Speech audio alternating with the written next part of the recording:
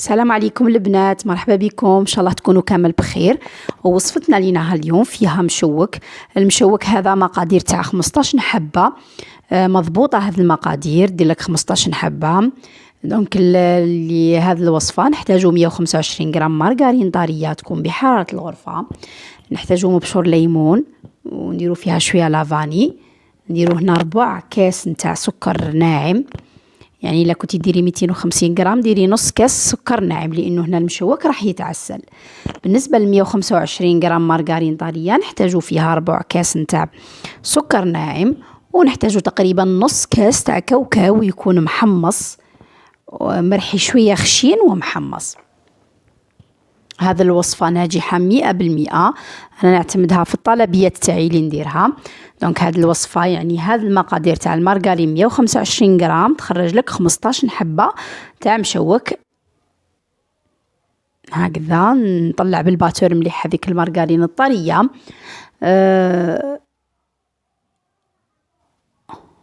والسكر ناعم. دونك المبشور الليمون راح يعطي لك واحد الريحة هايلة البنات.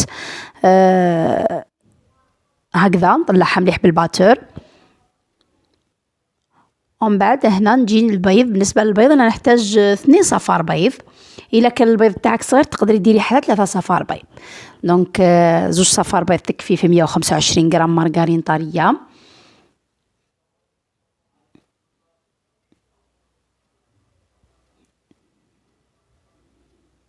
يعني هذا هو الفو المشوك، يعني ماشي المشوك الاصلي. دونك هذا نحبو ناكلوه يعني قهوه، نديرو به قهوه حليب.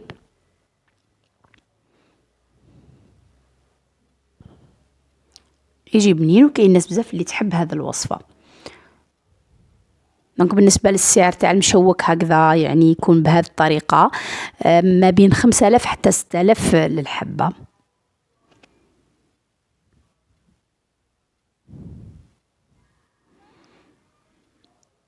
نضيف انا هذاك الكاوكاو تاعي اللي حمصته ورحيته خشين، وحمصته يعني رحيته قبل خشين ومن بعد نحمصوه حتى ياخذ هذا اللون.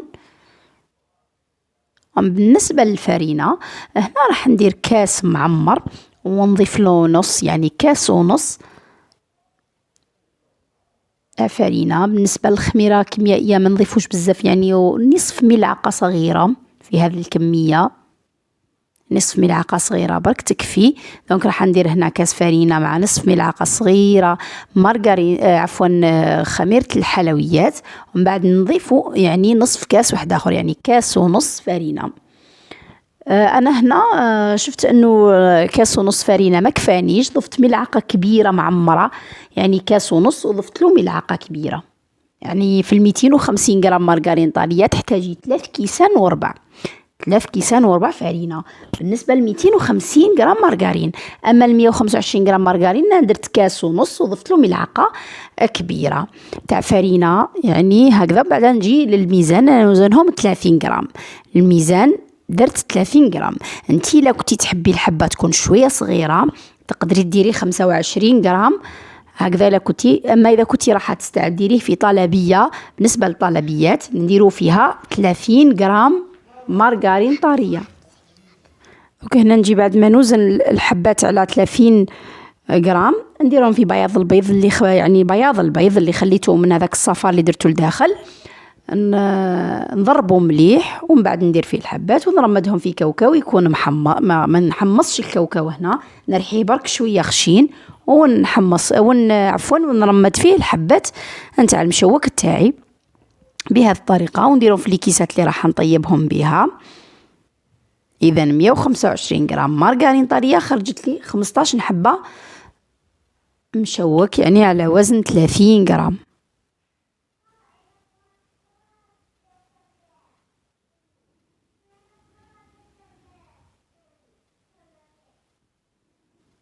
دونك هنا كي نكملهم نسيي نبيكيهم هكذا باي حاجه، بمقص ولا بحاجه ولا بيدك برك هكذا، باش تخلي البلاصه اللي راح تزيني فيها. لانه كما نعرفوا المشوك دائما لازم يكون فيه الكرز مصبر، يعني لي سيغيز. دونك لازم نخلي لهم البلاصه تاعهم اللي راح نزينهم فيها. مام هكذا كي ديري هذه العمليه كي تجي تعسليه بعد ما يطيب يدخل العسل حتى للقلب تاعو.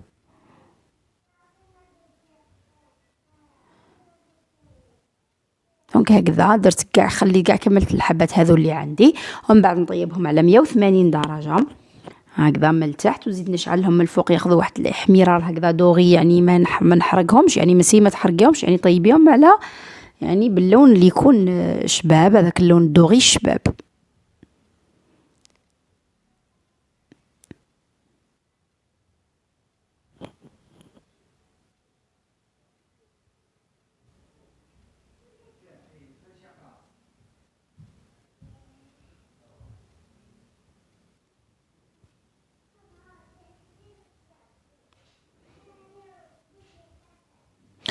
دونك هنا بعد ما طيبتهم مباشرة وهما سخونين، نعسلهم مغرف كبيرة معمرة، يعني مغرف كبيرة تاع عسل حتى باش يدخل العسل حتى للقلب تاعو وهما هكذاك سخونين.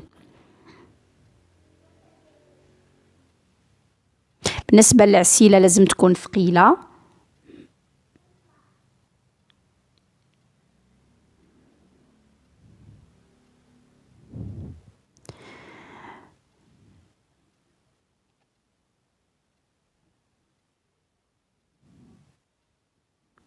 هكذا بقيت نعسل فيهم مليح حتى دخل العسل حتى القلب تاعهم.